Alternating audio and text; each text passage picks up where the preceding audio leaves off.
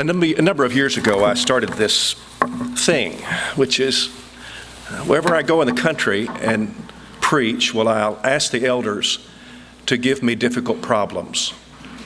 I don't want any identifying marks. I want the heart. I don't want solutions. What I want is for them to share with me difficult problems, the hard things that they have faced. And over the years, I've collected, about 300 of them. I put 100 in a book called Awake at Night, and I'll tell you some more about that later today. But when I was assigned this subject, what's next? What I decided to do is to bring you 10 of those. And I don't know if we're going to have time for all 10. What I'm going to do is to bring those and present them to you, and we'll talk about those, and we'll just do as many as we have time for. So these are some difficult problems that elders have actually faced in the Lord's church in recent times. Sometimes a person will ask me, is it hard to be an elder? I'm not an elder now. I served for about a decade, had a wonderful time doing that. I'm enjoying just being the preacher now. But sometimes people ask, is it hard to be an elder? And the answer is that most days it's not. Most days it's a very happy life, but there are other days. There will be some days when being an elder will chew your legs off. And it's days on which you have problems like these. Now, I would remind you one more thing as we get into the list. You're not going to face problems like this all the time. You're going to face problems like this sometimes. And for that reason, I'll raise them. I selected them because it's a wide variety. Let's get going. I've been married for many years. We're both Christians. But my husband is very controlling, so much that for 15 years I basically stayed home. The last 5, we've had very little interaction at all. I've heard others say you can separate from each other. Is it possible, since there's absolutely no love between us, to still live in the same house and do our own thing? Are we better to be separated? Got it? They don't have any interaction anymore. Live in the same house, but she says, isn't it time to go? And the answer is that while we can't justify this husband's behavior, he hasn't treated her well. The problem here is that she's about to abdicate all of her responsibility to her husband. And what I want you to understand is that marriage is not a commitment or a contract about how you will feel in 15 years or 20 years. Marriage is a contract about how you will behave in 20 years. And what this woman needs to do is to go to her husband and say, I've walked away from my responsibilities as a wife. Now, I hope he'll do the same. Fact of the matter is, in life, you can't change other people. You can just change you, right? And in marriage, what you can do is, you can't change your husband or your wife, but what you can do is create an atmosphere which is most conducive for your husband and wife to be what they should be. What I want to recommend to her is that she should go to him and say, look, I want to make things right with you. I want to be a good wife to you. After all, that is what she promised. I think a lot of people have the idea that so long as I don't remarry, that I could divorce and be all right with God. I can throw in the towel. But that's not really true, is it? Didn't we make a vow? Isn't there a vow? So how can you abdicate that and simply toss that? You really can't. So I would encourage her to go to him and say, I'm going to be the best wife to you I can be. I'm going to do right until I die. Now, will that change him? Perhaps not. But that really isn't the point. The question is, what can she do to make sure that she's right with God? And then I would suggest that she lives her life to be the best wife that she can be, which is what she promised in the beginning. Next, our preacher has been terminated. He and his wife are deeply hurt. It's a very hard-working congregation, evangelistic sound. He's been giving the whole counsel of God. They're a serving couple. The congregation is hurting deeply. I know we're to obey the elders. There's no reason to believe we will have false teaching in the new preacher, but not the same caliber of preaching. The silence is deafening, and so it's so stressful, and it seems eventually we'll have detrimental effects on the congregation for many years. What if your trust in the eldership is shaken? They get the point? The elders have released the preacher, and there are several members in the congregation that are very upset about this. And we've lost trust in our elders. How would you respond to that? And the answer, I believe, is this. Number one, elders often know things that the church does not know. Now, if that offends you, I want you to take a deep breath and think about what if the problem was in your family and the elders were intervening and helping to fix a problem in your family. You want them to tell everything that they know about your family? And the answer is no. And it's very commonly the case that the elders are going to be saying to the church, we're not going to talk about all of this. What we're saying is that as the elders, we believe this is the best route to follow. Could that be true about this preacher? Number one, you don't know everything. Number two, this is a matter of judgment. In Acts chapter 20 and verse 28, 1 Peter chapter 5, you have passages instructing elders, and they are responsible for feeding the flock. Is this matter of judgment about keeping or releasing the preacher, is this in their jurisdiction? Is this part of what they're charged to do? And the answer is, yes, it is. They're over this. I would add one more thing. This is for all of us. The primary time to call into question the wisdom of elders is before you ordain them. Now, I'm not minimizing the fact that this could be a bad decision. I understand that. But I also know that we'd better respect the eldership. We'd better do that. And what I want to urge is not only in reference to this question and how you deal with that, but I want to urge that it is often the case that we ordain elders without proper consideration. Let me tell you, there's not one of those qualifications in 1 Timothy 3 or Titus chapter 1, not a single one that you can really compromise and it not come back and bite you. It might not be the first year, but I can tell you it'll come back. No man is perfect. I got that. But Paul seemed to believe that men could meet these qualifications. We ought to take them seriously. We ought to create in all of our congregations an elder grooming program to get men ready. We'll talk about that some more later too. All right, next. Our elders were recently posed with the question of whether or not elderships have the right to dictate any kind of dress code in worship or youth events or in general. Some of our teen and 20-something women are coming in skimpy clothing and we fear are creating an unholy distraction. Well, that's an interesting question. The question is, do elders have the authority to dictate some sort of dress code for these different events, for worship and youth events? Now, bear in mind that we're not talking about visitors. That's a whole different discussion. We're talking about the people that are in their charge, the elders' charge.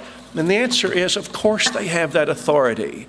Of course they do. As a matter of fact, it's really difficult for me to think about how a scenario could be that would involve their authority more than one like this.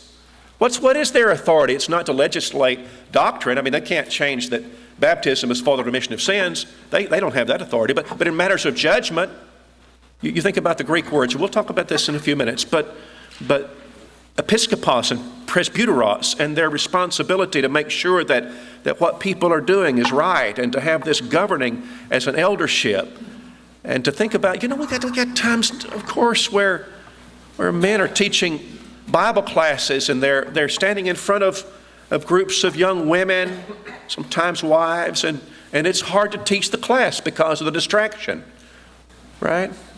You suppose that elders have this right. I would suggest to you that they have the duty to do this.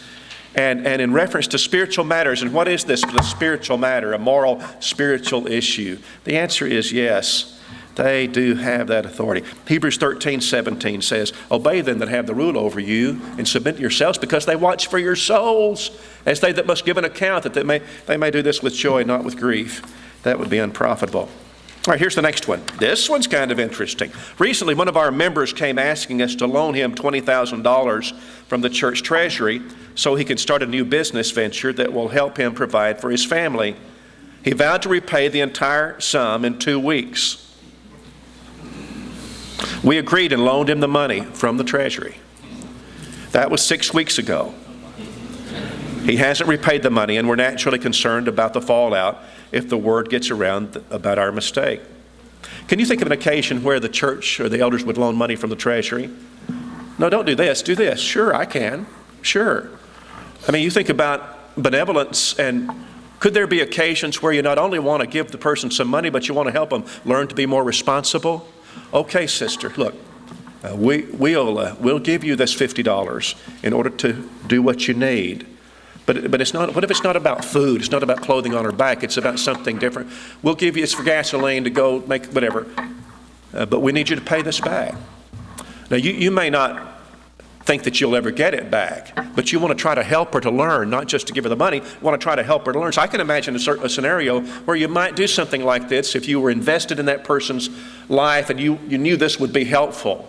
But of course, what happened here is not the right thing, and the money was misused. The Treasury is not a bank. It's not a lending institution. And what the elder who came and talked to me about this one said, what we're afraid of is that very soon this word's going to get out in the church, and when it does, we're going to suffer real problems. Well, yeah, that's what's going to happen. It's what's going to happen. And so what I would suggest in this case, and now, you know what, these are my opinions. You may have a different opinion. What I believe ought to happen is that those elders, I believe there were 3, need to go to the bank and sign their names to a loan for $20,000. Put the money back in the Treasury. Now, you can defend that when the word gets out. Now, maybe you'll get your $20,000 back. Maybe the man will pay it back. But what's happened here is a terrible mistake. You misappropriated these funds unintentionally. Your intentions were good, but of course it was a terrible mistake. And you're afraid of what's going to happen to the church. Well, save the church. And when the questions arise, you say, you know what, we did a dumb thing. We thought it was the right thing, but we just messed up. But when we realized it, we put the money back. We put it back. Now, it could be that the church then would say, we want to bail you out of that, or I don't know what would happen, but you would have done the right thing. Next. Many years ago, one of our members left the church and then moved away to pursue a homosexual lifestyle. Although the church did have elders at the time, fellowship was not withdrawn from him. Now, annually, he returns to our town to visit, and his family, who are members of the church, meet with him. They go on picnics, they go to a theme park, and afterwards he posts pictures on Facebook of his family and him enjoying these social activities.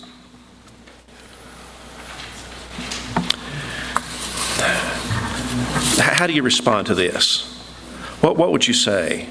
The problem is the church is suffering over this, and when the Facebook posts come up showing these pictures of this man who is openly homosexual and he's with members of the church and they're all just having a grand old time, and then he will also post critical statements about the Lord's church because he felt like that they didn't approve of his homosexuality, and that was very offensive to him. In the first place, of course, the elders let the church down because they didn't do what they should have done in the first place. But in the second place, now we've got this problem, and how is this? How do we deal with this?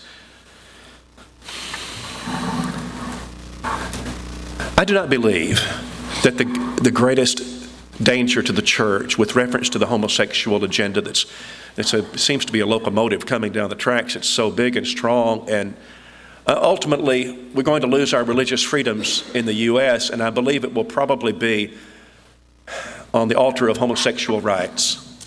It's an impasse that I do not see how we're going to be able to resolve, but come what may. But I do not believe in the church our greatest problem with homosexuality is going to be that large numbers of our people are going to adopt this sin or get involved in this sin. Our greatest problem is going to be with reference to people approving this sin. You know, you think about all these years, and how many times have you heard of gospel preachers and they would teach the truth about marriage and divorce and remarriage and what Jesus said in Matthew 19. They would teach the truth. But if a family member got involved with that, then it becomes more challenging. I don't mean to be unsympathetic. I understand the problem. But don't you think that we're going to face that increasingly with reference to homosexuality? Is that what's going to happen? Is that where we're going? And you got to bear in mind that Romans chapter 1 doesn't merely condemn the practice of the sin. It condemns the approval of the sin. And that is exactly what we're being asked to do. I'm having sometimes now parents come to me, this hasn't happened 100 times, but it's happened a few times, to say, my son or daughter has come out of the closet, and we don't know what to do. Well, what kind of suggestions would you make under those circumstances? Let me go down a list that I believe would be helpful. Perhaps it will be helpful. Here we are. Number one, I believe you ought to sit down and make rules with your son or daughter. If this is someone who's still living in your house, the first thing you got to do is to sit down and say, you've declared this to us. You say this is what you are and what you're going to do. Well, there's some rules. The first one is that you're going to refrain from even discussing this with your siblings. What you cannot do is allow any member of that family to come into the house and say, I'm going to live in open sin and I want to promote it. No, you're not. No, you're not going to do that. I'm going to protect your brothers and sisters from you. That's what I'm going to do. 2, you won't bring friends into this home who will potentially influence your siblings against the Lord. 3, there will be no displays of homosexual affection in this house and no sharing of the same room while you're under our roof. And if they are still living at home, you won't act on these temptations outside the house. Fornication and lasciviousness have always been wrong.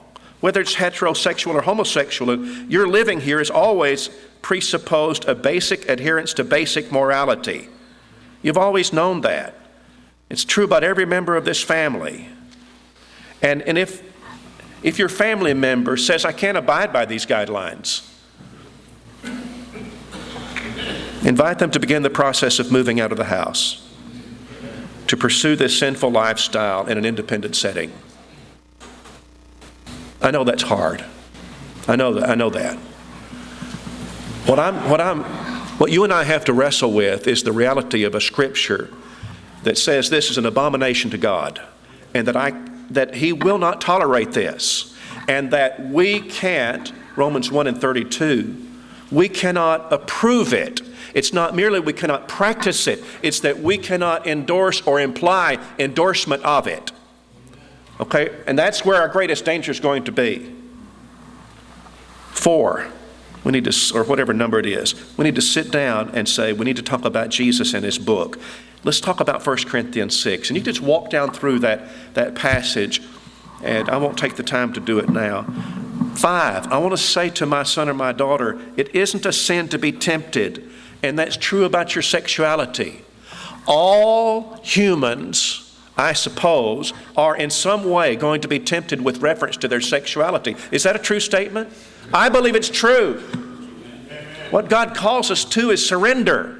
That we surrender. Everybody has to do this. Everybody has to surrender his sexual or her sexuality to the Lord. Right? And because you happen to feel an attraction to members of your same gender does not mean that you don't have this same responsibility. 6, what you're asking me to do is to trade my salvation for your sexual choices. I will die for you, but I will not go to hell for you. And Romans 1:32 says, I can't go to heaven if I approve what you are doing. And that's what you know. That what the culture in which we live is saying to us is that if your son or your daughter ever comes and says, I'm gay, that you have a duty to say to them, I've been wrong in the past in my opposition to this, and I just want you to know that I will support you in this, and I'm just so proud of you for standing up for who you are. I don't believe that. Wait a minute. Stop. Stop. Hold on. There is an ultimate reality. There is an absolute truth. The absolute truth is the Word of God. And it's universal. And it's applicable to all people. And it's got to be applicable to your house. I love you. I'll die for you. But I can't go to hell for you. So, I can't say what you want me to say. I can't say that I support this. I can't say that I'm proud of you because you're being who you are. And then one more thing. When you truly come back, when you leave this sin and you come back, we'll treat you like this didn't happen. We'll love you. And we're not going to hold this over you. We'll help you. Anything we can do. we will do for you. Brethren, if any man be overtaken in a fault, you with your spiritual restorer. So you got temptations in your life? Listen, I believe that we ought to have sympathy. All of us have temptations, don't we? And just the fact that that one doesn't happen to be mine does not mean that I shouldn't be sympathetic to somebody for whom that is a temptation. I got temptations too. I got fights too, don't you? I don't hate you. I'm not really about hurting you, except that there is no sin that you can, especially one that's elevated in the way this one is in Scripture. It's abomination to God. It's vile affection. I can't change that. And to say that I'm going to be good with it is simply not true. Next. A young lady, a member of our congregation, stopped attending after graduation from high school. After a while, she and her fiancé began to attend Sunday morning services. As their wedding day approached, some of the ladies in the congregation, including the wife of one of the elders, planned a wedding shower for her. It's a common practice. However, she and her fiancé were living together. Some members objected to the shower and refused to have it included in the announcements publicly or in the bulletin. This has caused a rift in the congregation. Well, I think it's an appropriate question for elders, don't you? Now, bear in mind that all of these are real. I didn't make any of these up. These are all issues that the elders have faced in different congregations in recent times. What I would suggest about this is that this is about encouraging people without endorsing sin. The elders ought to draw up some guidelines about showers. And if the ladies who are putting on the showers believe that you have some anomalies, some issues that ought to be brought, maybe some changes, they could bring those to the elders and talk about them. But we need some sort of policy. And I would suggest that what we want to do is encourage people without endorsing sin. That's what we want to do. If a girl, what if she's pregnant but she's not married? But she's made that right. Let's have her a shower and help her. What if she's been living with a man and she's going to have a baby, but she's repented of that. She's left that arrangement. I say let's have her a shower. But in the case where someone is actively involved in fornication and a pregnancy results and they're going to live together, I do not believe it's right. And I would urge that we didn't do it. We're a small congregation with two men that have a desire to be elders, but one of them is not able to come to Wednesday Bible class due to work. The other chooses to not come on Wednesday. I had a man one time who came to me. I was holding a meeting somewhere, and a brother came to me, and he said he was all upset because they were about to ordain elders. Church never had elders. And one of them that they were about to ordain was the preacher. Well, truth is, the gentleman coming to me had always had the power in the church. He always did. He was of that personality, and he was resenting this because he was about to lose. He wasn't qualified to be an elder. He's about to lose his power. And he said, I don't think it's right for a preacher to be an elder. What do you think? Well, so 1 Peter chapter 5, Peter was an elder, and he was a preacher, so I suppose it's not wrong. Well, he said, I guess you're right about that. I don't think it's wrong for a preacher to be an elder so long as he's not preaching in the same congregation where he's an elder.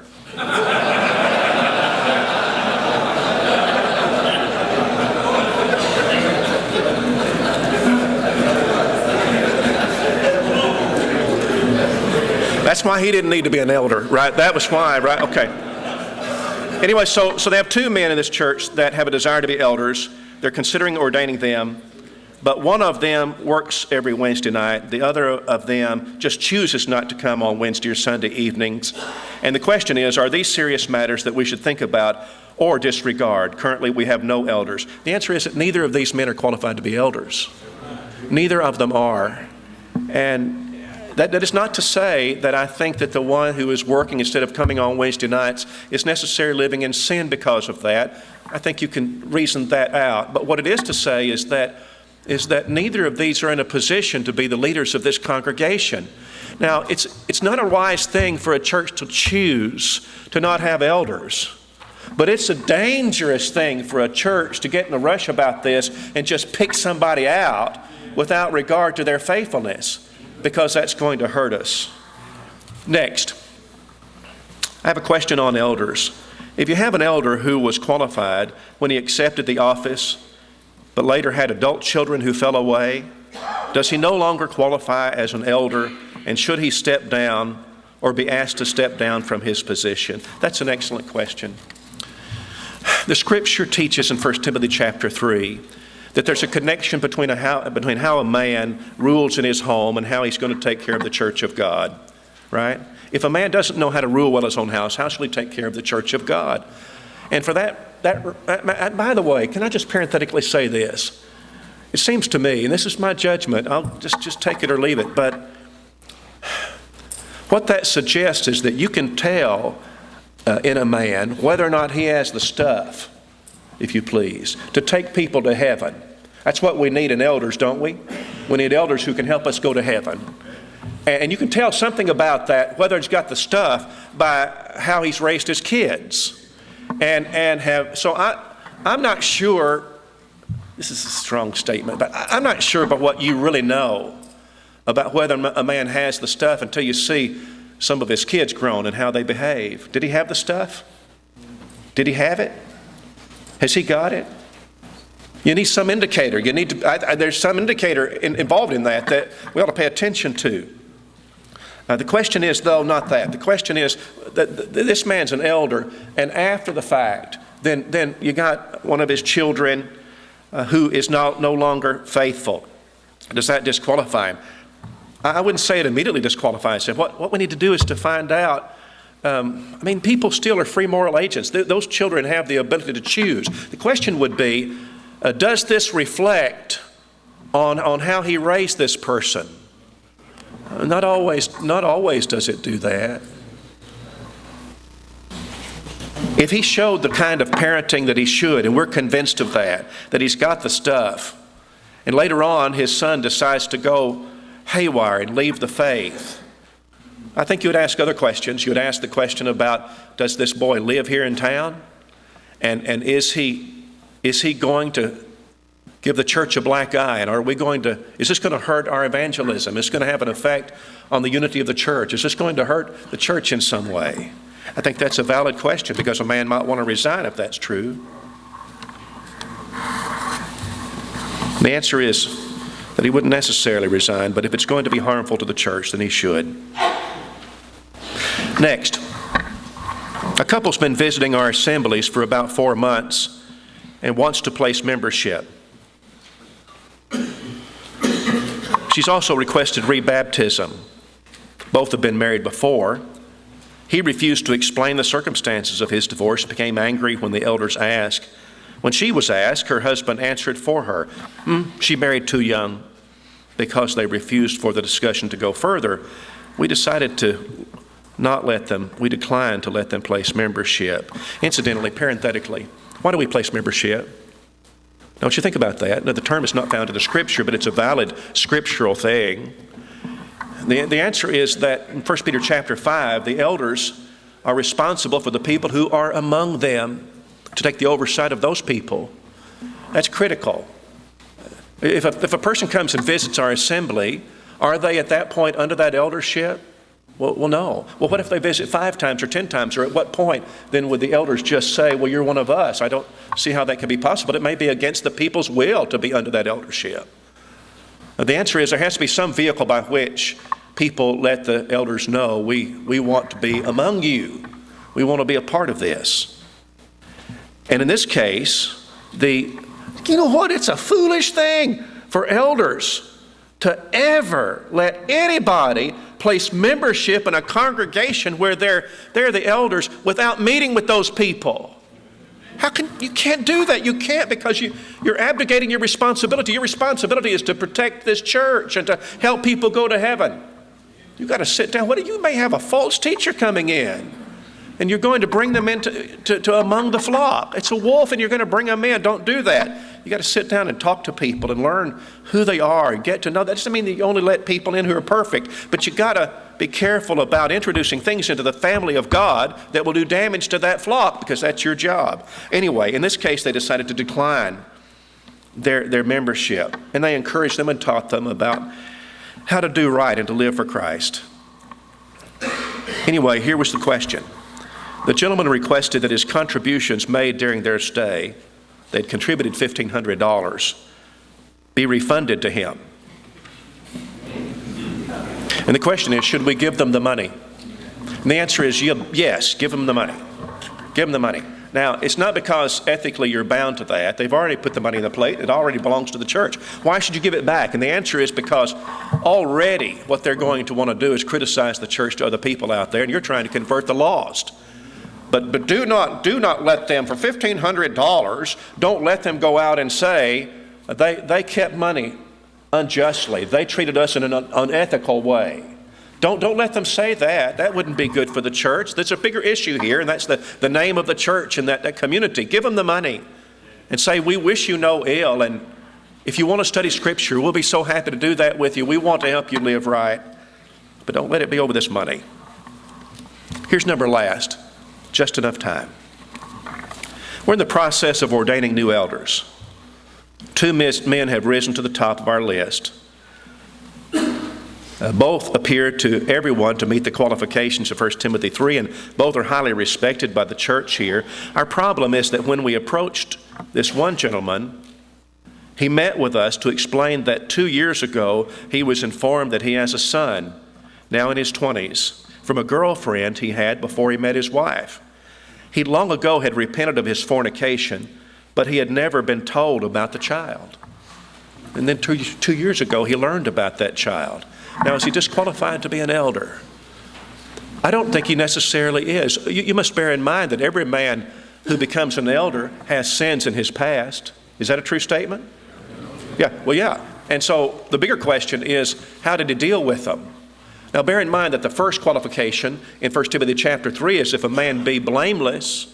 Blameless literally means cannot be laid hold of. And the idea is that an elder, just to put a point on it, would perhaps go to someone trying to bring them back from their sin. And that person would say, I don't know why you're talking to me about adultery. Well, I happen to know that you have committed adultery.